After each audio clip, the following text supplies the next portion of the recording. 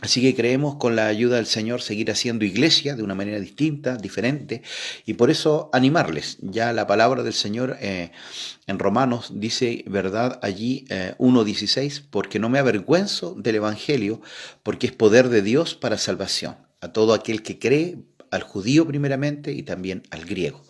¿Ya? Porque en el Evangelio la justicia de Dios se revela por fe y para fe, como está escrito, el justo por la fe vivirá. Yo quisiera compartirles brevemente una pequeña reflexión con respecto al Evangelio. Todos sabemos, ¿no es cierto?, que Evangelio viene del griego evangelou, que significa buenas nuevas o buenas noticias. La pregunta es, ¿cuáles son esas buenas nuevas? ¿Cuáles son esas buenas noticias?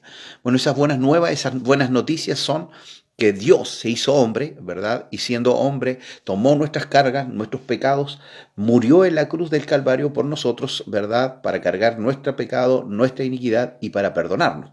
Pero es un regalo que usted y yo debemos recibir. Así que yo quiero animarles en este tiempo, ¿verdad? Que son tiempos, como dice allí Timoteo, tiempos difíciles, tiempos peligrosos. Estamos en una situación compleja donde muchos están en sus hogares, hay otros que están aún yendo a trabajar porque están allí, ¿no es cierto? Y no se ha hecho este decreto que sea una cuarentena obligatoria.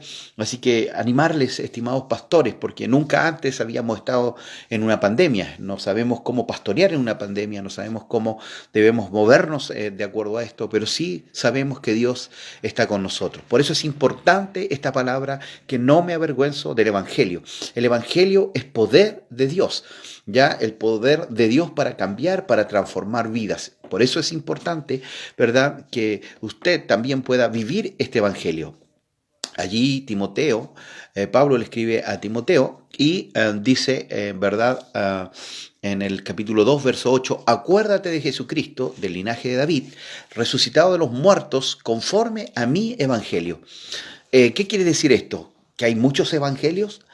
Porque Pablo habla de su evangelio, mi evangelio. Bueno, yo creo que es un evangelio, no hay otro evangelio, hay un solo evangelio. Lastimosamente, en estos últimos tiempos hemos visto, ¿no es cierto?, que para algunos hay un evangelio light, un evangelio liviano, un evangelio sin compromiso, ni muy adentro ni muy afuera. Lo triste de esto es que la Biblia dice, ¿no es cierto?, que por cuanto no eres ni caliente ni frío, te vomitaré de mi boca. Entonces necesitamos comprometernos en esta hora con el Evangelio que el Señor Jesucristo nos enseñó. Hay otro que vive en otro evangelio, que es el evangelio a mi manera, a mi pinta, ya de acuerdo a lo que me sirve, lo que necesito, lo que me gusta de la escritura, lo tomo y lo que no, lo dejo. Tampoco este es un buen evangelio, ni el evangelio light, ¿no es cierto?, sin compromisos, ¿verdad? Allí, un evangelio a tu manera, a tu pinta, tampoco nos sirve porque el evangelio es de acuerdo a lo que dice la palabra, la escritura. También hay un evangelio que es para religiosos, ya que están acostumbrados, ¿no es cierto?, y que siempre las cosas tienen que hacerse de esta manera, y a veces guardamos preceptos que no están en la escritura. Ya el religioso se caracteriza por ser crítico, ¿verdad?, y por hacer cosas que no debe hacer y por juzgar a otros, ¿ya?